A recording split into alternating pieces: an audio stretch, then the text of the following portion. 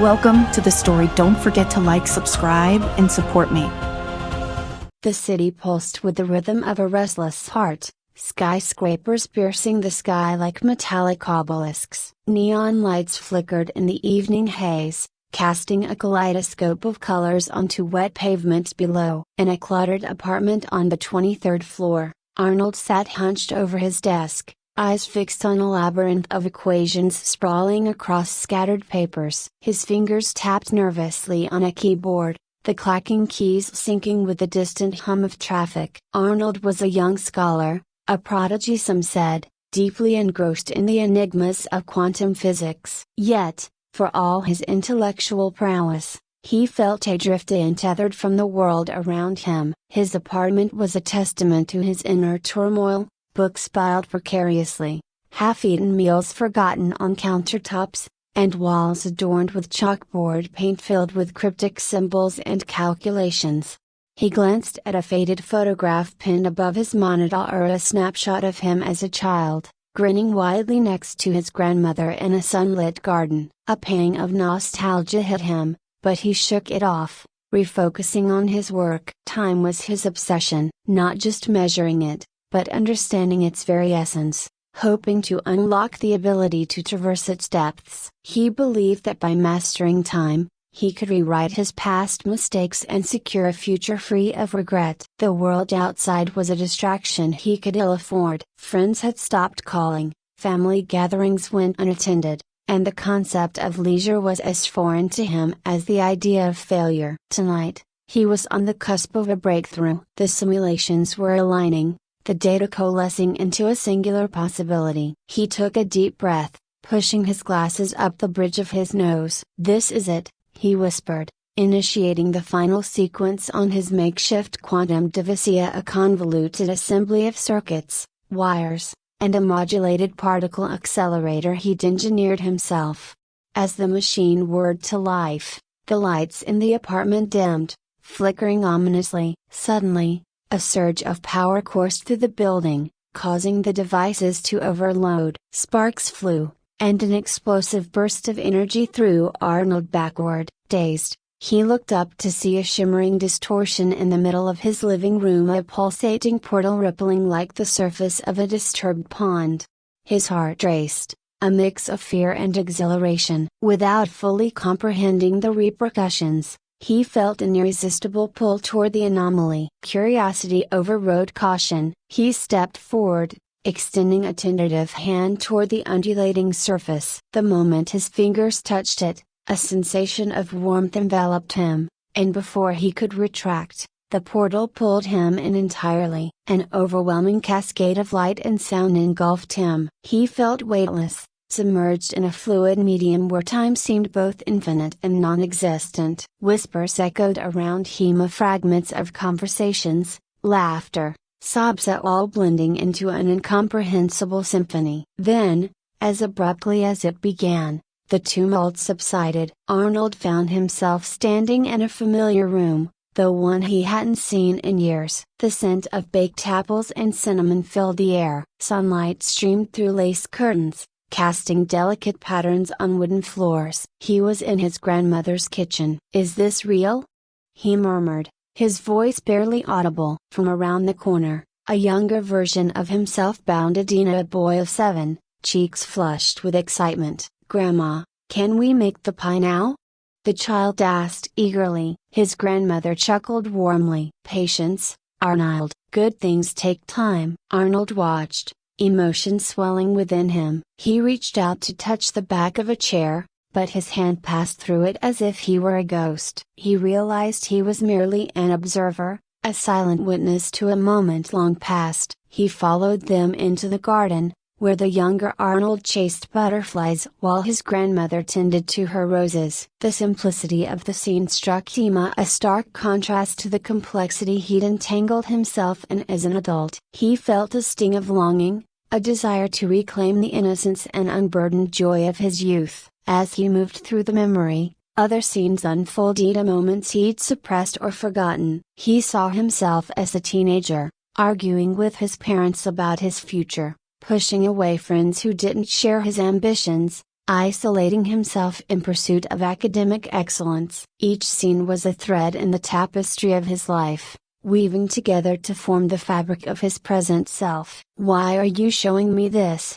he shouted into the void, but no answer came. Suddenly, the environment shifted. The colors around him bled into new hues, and the sounds warped into an unsettling drone. He was thrust forward, propelled through a tunnel of light until he landed in a place unrecognizable. The sky was a murky shade of gray, and towering structures loomed overhead, a cold, metallic, devoid of character. Streets were barren, save for autonomous vehicles gliding silently along predetermined paths. Screens mounted on buildings flashed incessant advertisements, yet there was no one to watch them. Arnold wandered through the desolate cityscape, a knot forming in his stomach. "What is this place?" He approached a building that seemed slightly familiar and entered to find a vast hall lined with holographic displays. In the center stood an older man hunched over a console, his features gaunt, eyes hollow. Arnold's breath caught in his throat. It was himself,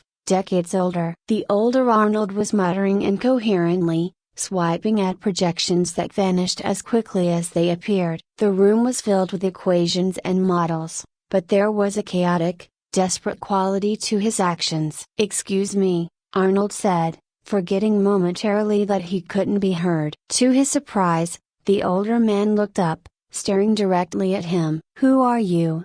His voice raspy and strained. I'm Arnold," he stammered. A bitter laugh escaped the elder's lips. "Of course you are. Come to gloat? To remind me of what could have been? I don't understand." The older Arnold shook his head. "You will. Obsession consumes you. It isolates you until there's nothing left but the void you're trying to fill." A cold realization washed over him. "Is this my future?" "One of many possible futures," a new voice interjected. Arnold turned to see a figure emerge from the shadows, a woman with piercing eyes and an air of quiet authority. She seemed out of place, her presence both comforting and unsettling. "Who are you?"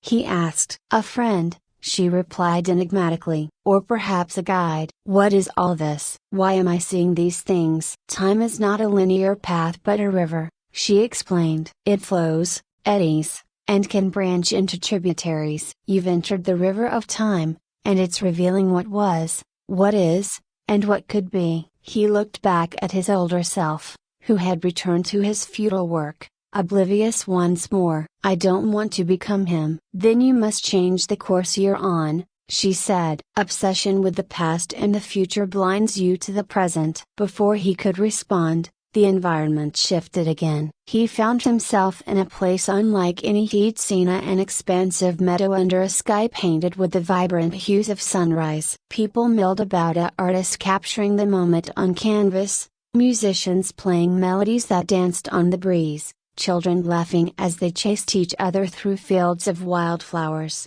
The woman stood beside him. "This is the eternal present, a space where time is neither a burden nor a constraint." Arnold watched as a man approached, offering a piece of fruit with a warm smile. "Join us," the stranger invited. He hesitated but accepted the offering. The sweetness of the fruit burst in his mouth, a sensory experience so vivid it brought tears to his eyes. "Why does this feel so different?" he asked. "Because you're fully here," the woman answered. "Not lost in memories or projections, just present." He sat on the grass, letting the sounds and scents wash over him. A sense of peace settled in his chest, a lightness he'd never known. "Is it really this simple?" "Simple, but not easy," she replied. "It requires letting go." As he pondered her words, dark clouds began to gather on the horizon. The joyous sounds around him faded, replaced by a growing silence. The people dissipated like mist until he was alone once more. The sky darkened, and the river of time materialized before him, a vast expanse of flowing water that churned and roiled. Shadows emerged from its depths, taking shape and circling him. Whispers filled the air, voices taunting him with his deepest fears and regrets. Failure, isolation, regret. The words struck him like blows. The shadows closed in, their forms twisting into grotesque parodies of people he knew: his parents, former friends, his younger self all bearing expressions of disappointment and accusation. "Stop!" he shouted, covering his ears. The woman reappeared beside him. "You cannot run from them," she said softly. "You must face them." "I can't," he gasped. "It's too much." "You can," she insisted. "Breathe. Acknowledge them, but don't let them control you." He closed his eyes, focusing on his breath. Inhale, exhale. The rhythm steadied him. He allowed the whispers to flow around him without letting them penetrate. The shadows swirled but didn't touch him. "I accept you," he whispered. "You are part of me, but you do not define me." Gradually, the shadows began to recede, dissolving back into the river. The turbulent waters calmed, the surface becoming smooth and reflective. He opened his eyes to see the woman smiling gently. "You've begun to understand." The river now flowed serenely beside them. "Can I control it?" he asked. "Control is an illusion," she replied. "But you can navigate it with wisdom and compassion." Feeling a newfound confidence, Arnold stepped toward the river. Images flickered on its surface, scenes from his past, glimpses of possible futures. This time, he chose where to look. He revisited the moment he argued with his parents, but now he saw the concern behind their stern expressions. "They were afraid for me," he realized. He watched himself push away a friend who tried to invite him out. "I was so consumed by my work that I forgot how to live." He turned to the woman. "I want to make amends." "Then you know what you must do." The river began to glow, its light enveloping him. The world around him faded as he felt himself being drawn upward, weightless once more. With a jolt, Arnold found himself lying on the floor of his apartment, the smell of burnt electronics filling the air. Smoke detectors beeped in protest, and the faint sound of sirens wailed in the distance. He sat up, disoriented. The portal was gone, and his equipment lay in ruins. Checking his watch, he saw that only minutes had passed. Was it all a dream? He wondered aloud. But something was different. The gnawing anxiety that had been his constant companion was noticeably absent. In its place was a calm clarity. He stood up, surveying the wreckage. A part of him mourned the loss of his work, but a stronger part felt liberated. He grabbed his phone and, without overthinking, dialed a number he hadn't called in months. "Hello?" His mother's voice answered hesitantly. "Mom, it's me," he said, emotion swelling in his throat. "I'm sorry I've been out of touch. I just wanted to hear your voice." There was a pause, and then a soft reply. "Oh, Arnold, it's so good to hear from you." He smiled, a genuine smile that reached his eyes. "I'd like to come visit soon." "Nothing would make us happier," she said warmly. After hanging up, he looked around the apartment. It was a mess, but for the first time, he felt motivated to change that. He opened the windows, letting fresh air circulate. He gathered the scattered papers and began organizing, discarding what was no longer needed. As he worked, he felt lighter. He took a moment to step out onto the balcony. The city stretched out before him, alive and vibrant. He watched as people moved along the sidewalks, each absorbed in their own lives yet part of a greater whole. His phone buzzed with a text message. It was from an old friend who was hosting a gathering that evening. Normally, he would have ignored it, but tonight felt different. "Count me in," he replied. As the sun began to set, painting the sky with hues of orange and purple, Arnold felt a sense of anticipation, not for some future achievement or past correction, but for the simple pleasure of being part of the world around him. That evening, Arnold arrived at the cozy apartment of his old friend, Lisa. The warm glow of soft lighting and the murmur of conversation greeted him as he stepped inside. The scent of freshly brewed coffee mingled with the aroma of baked goods, creating an inviting atmosphere. A mix of familiar and new faces turned toward him, expressions ranging from surprise to genuine pleasure. "Arnold, you made it!" Lisa exclaimed, weaving through the small crowd to greet him with a hug. He returned the embrace awkwardly but sincerely. "Thanks for inviting me. It's been too long." She pulled back to look at him, her eyes searching. "You look different." "Good different." He smiled. "I feel different." As the evening unfolded, Arnold found himself engaged in conversations that flowed effortlessly. He listened to stories, shared laughs, and even recounted some of his own adventures, though he steered clear of the more esoteric aspects of his work. For the first time in years, he felt connected, part of something beyond himself. At one point, he found himself standing near the window, gazing out at the city lights twinkling like stars fallen to earth. Lisa joined him, handing over a cup of tea. "Penny for your thoughts?" He took a sip, savoring the warmth. "Just appreciating the moment," he said thoughtfully. "I didn't realize how much I'd miss this." She nodded. "We missed you too. You know, you're always welcome." "Thank you," he replied softly. "I won't be a stranger anymore." Over the next few weeks, Arnold continued to rebuild the bridges he'd burned. He visited his parents, spending long afternoons reminiscing and catching up. He reached out to colleagues, not just to discuss work but to ask about their lives, their families. The walls he'd built around himself began to crumble, replaced by open doors and new possibilities. In his professional life, he made changes as well. He proposed a new project focused on practical applications of quantum mechanics to address current environmental challenges. His department head was intrigued by the shift in focus. "This is quite a departure from your previous work," Dr. Mayers remarked during a meeting. Arnold nodded. "I realize that while theoretical research is valuable, I want to contribute to something that can make a difference now." "Well, I'm interested to see where this goes." "You have my support," Dr. Mayers said with an approving smile. Collaborating with a team brought fresh energy into his work. Brainstorming sessions were filled with lively debates and shared enthusiasm. He found that combining his expertise with the diverse perspectives of his colleagues led to innovative ideas he wouldn't have conceived on his own. One afternoon, while taking a break in the campus courtyard, Arnold watched students milling about, their faces animated with youth and hope. He was approached by a young man who looked vaguely familiar. "Professor Arnold?"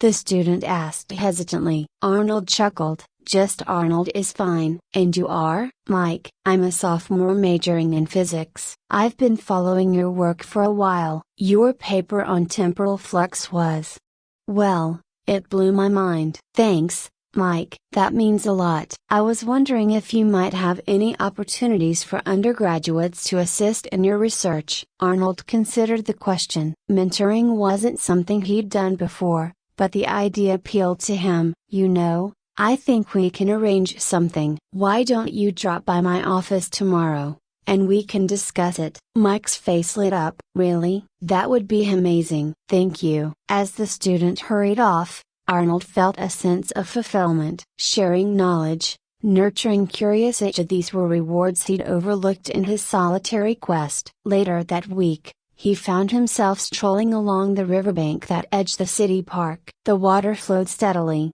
its surface shimmering under the afternoon sun. He sat on a bench, watching as leaves floated by, carried along by the gentle current. He closed his eyes, and the sounds of the park enveloped him, the laughter of children, the distant bark of a dog, the rustling of trees in the breeze. His thoughts drifted, and he found himself reflecting on his journey. "Mind if I join you?"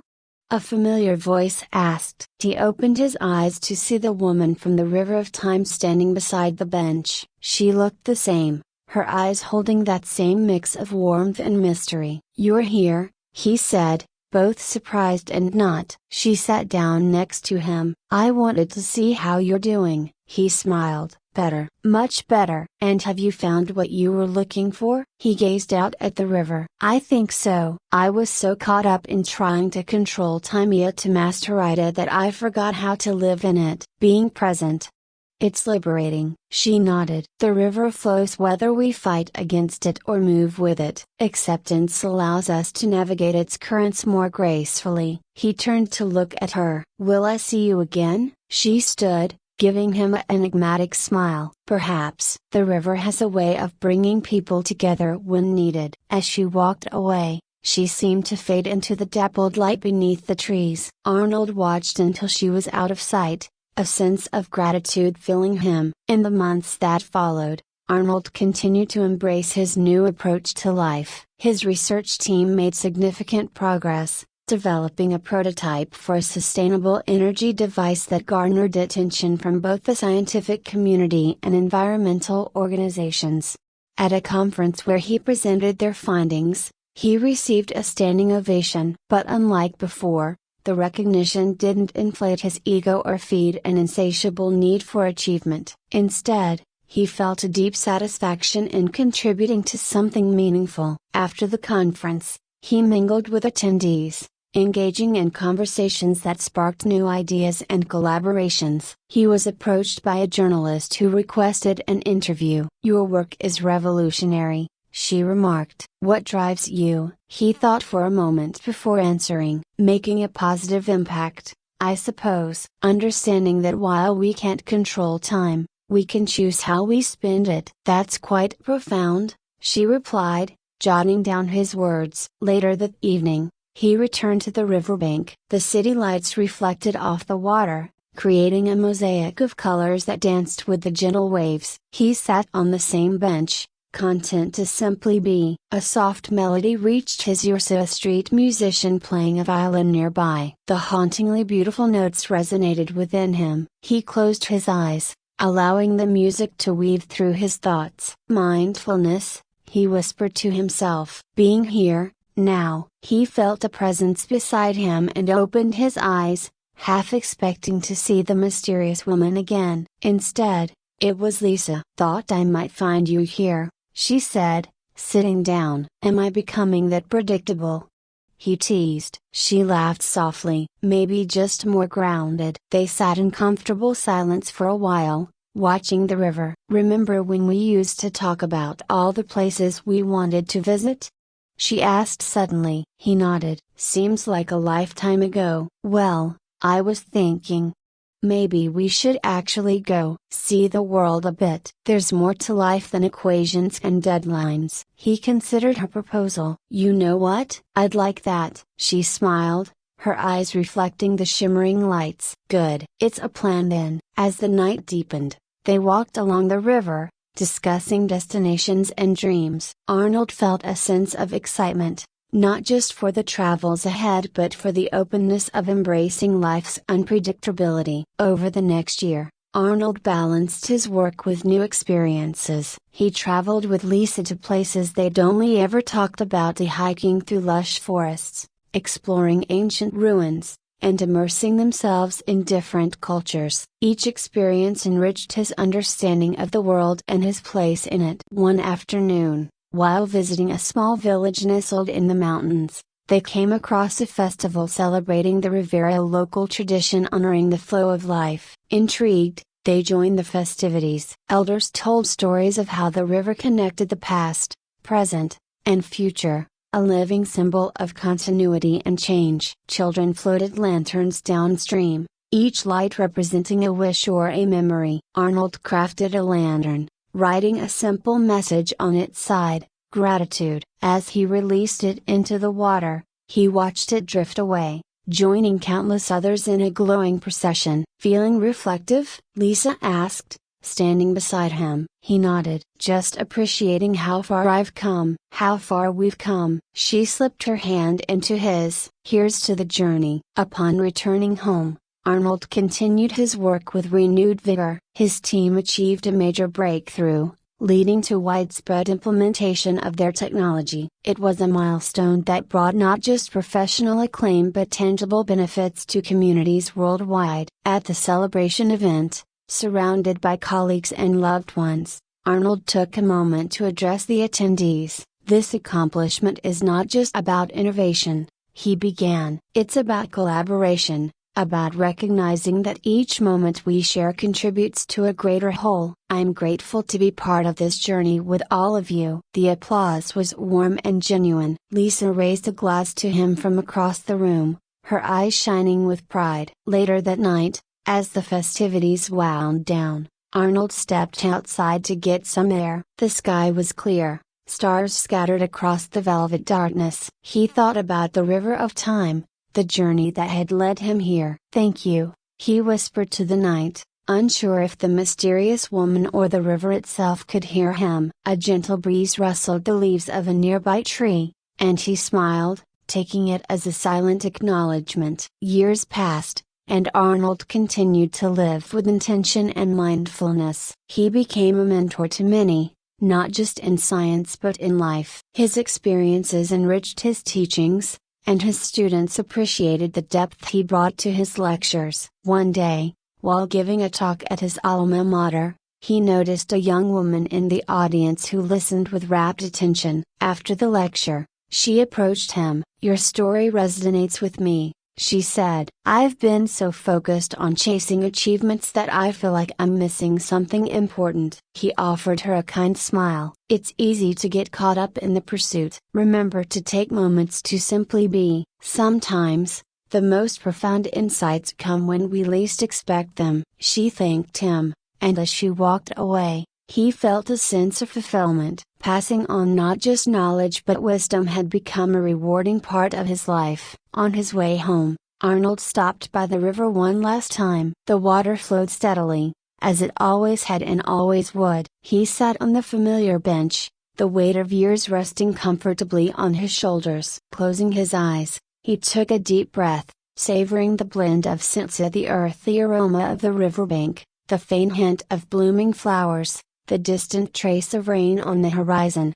A voice, gentle and familiar, spoke beside him. "Hello, Arnold." He opened his eyes to see the woman from long ago, unchanged by time. "I had a feeling you might appear," he said with a smile. "You've come a long way," she observed. "I have," he agreed. "And yet, the river keeps flowing." "Indeed. Are you content?" He considered the question. "Yes. I've learned that while I can't control the river, I can choose how I navigate it." She nodded approvingly. "Wisdom well earned." They sat in companionable silence for a moment. "Will this be the last time we meet?" he asked. "That's up to the river," she replied enigmatically. "And perhaps, up to you." He accepted her answer, understanding that some mysteries were meant to remain. As the sun began to set, casting golden hues across the water, she stood. "Farewell, Arnold." "Goodbye," he said softly. She walked away, her figure gradually blending into the landscape until she was gone. Arnold remained on the bench, watching the play of light on the river's surface. He felt a profound peace, a deep-seated joy that came from a life well lived. He thought about the future not with anxiety or longing, but with curiosity and openness. Whatever the river brought next, he was ready to embrace it. As twilight settled in, he stood up, stretching his legs. It was time to head home, where Lisa waited with a warm meal and a story about her day. Walking along the path, he hummed a quiet tune, the notes drifting into the evening air. The river flowed beside him, its gentle currents whispering secrets of time and existence. And for Arnold, that was enough.